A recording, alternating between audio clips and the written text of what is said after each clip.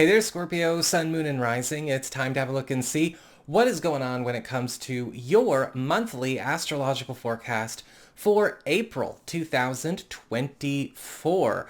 And just a quick reminder, if you like weekly astrological highlights and updates, you might want to come back on a weekly basis or subscribe even, because that's what I do here on this channel in addition to weekly tarot.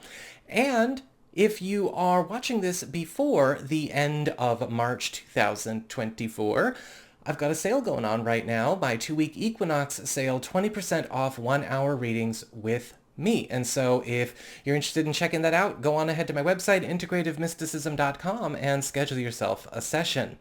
So what is going on when it comes to April for you? April actually is all about new blank canvases, new clean slates, and new beginnings for everybody.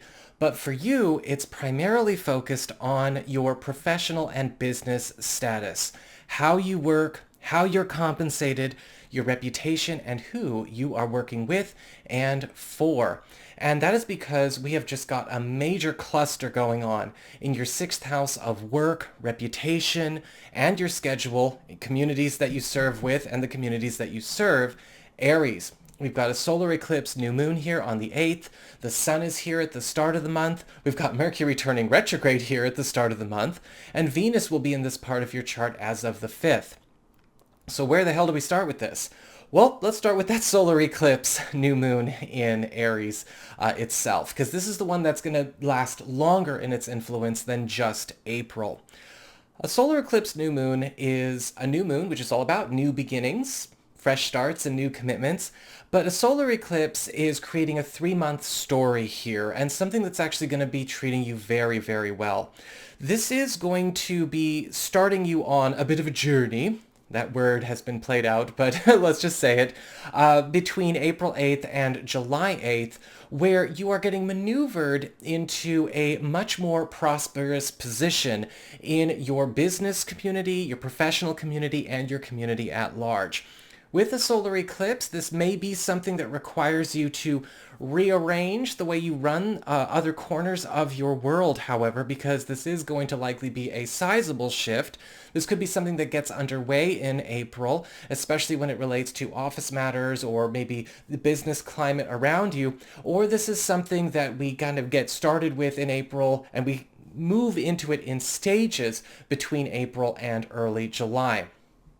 Mercury retrograde here from the 1st through the 25th of the month is also doing a lot of rewrites, revisions, reversals, retrievals, and undos as it relates to how things have been running business-wise, financially, as well as just your overall profile in the world. With Mercury retrograde in the 6th house, it's actually a very advantageous period, especially if you are looking to change the way not only people see you, but what people can expect from you, as well as what road you want to be on for your own professional and financial future. You get to kind of redo everything if you want, renegotiate everything if you want. This is also a time, however, where a lot of plans that have been in motion may come up to be altered, and this could be very advantageous. You might be happy for it, happy chances, or it could be very frustrating, as Mercury retrograde can be.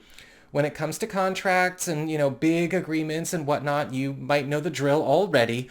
Make sure you dot your I's and cross your T's, but take advantage of the good stuff that can happen here as well. The sun is going to be bringing you more value for what you bring to the table for others and how you're seen in the world. And Venus is going to be drawing in a lot of better business to you, more compatible group activities, more compatible assignments, things that you're really going to enjoy, giving you the opportunity to fall back in love with your work or even reconnect with an aspect of your professional past that you love and miss.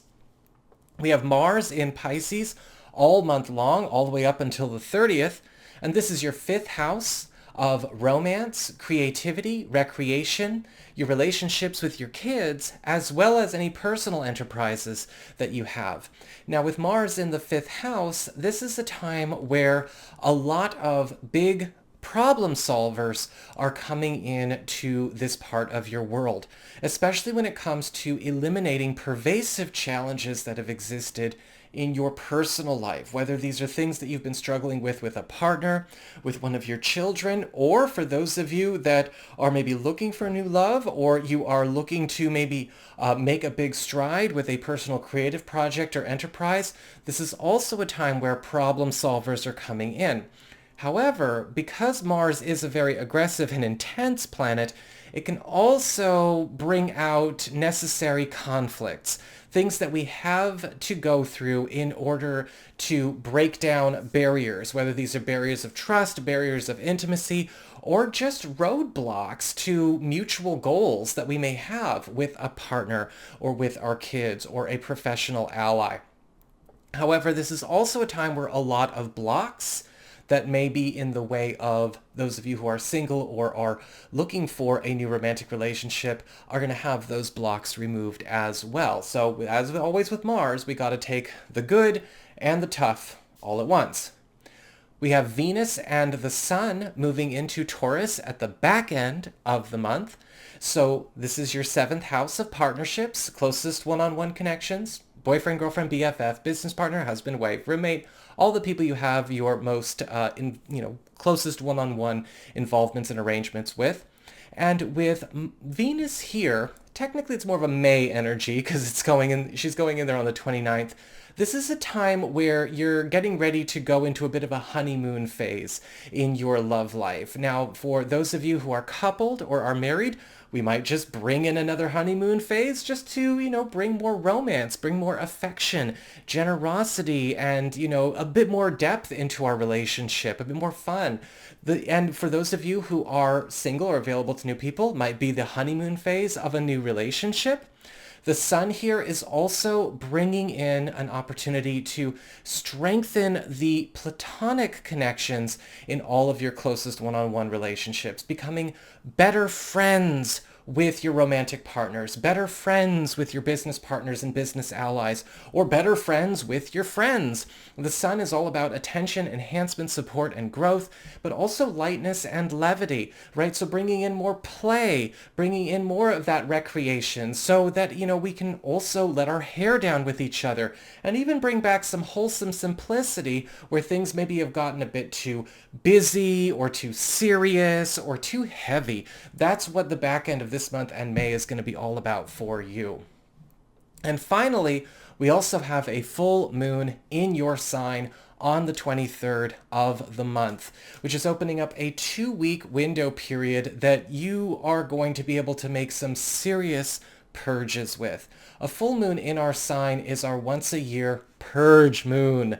This is the time where anything that you wish to eliminate in your life with little to no resistance, you get a chance to finally purge. Now you have to do the work when things are in your sign, right? You can't just kind of go like, please God, do it. Don't do that. Astrology is the weather. That means what you do in the weather is up to you. But if you are looking to maybe make that important jump or that shift or that purge, right? Change jobs, quit a bad habit, get rid of this, maybe damning or difficult contract or agreement, make a move, break away from an unhealthy connection, or purge something from your life that has been an issue, this is going to be the moon for you. And again, you want to be making sure that you're doing that work between the 23rd of April and about the end of week 1 of May. So that is what I've got for you all. I hope you enjoyed it. If you did, don't forget to like, share, and subscribe. I appreciate it. And should you ever want to get a session with me, you can go on ahead to my website. It's integrativemysticism.com.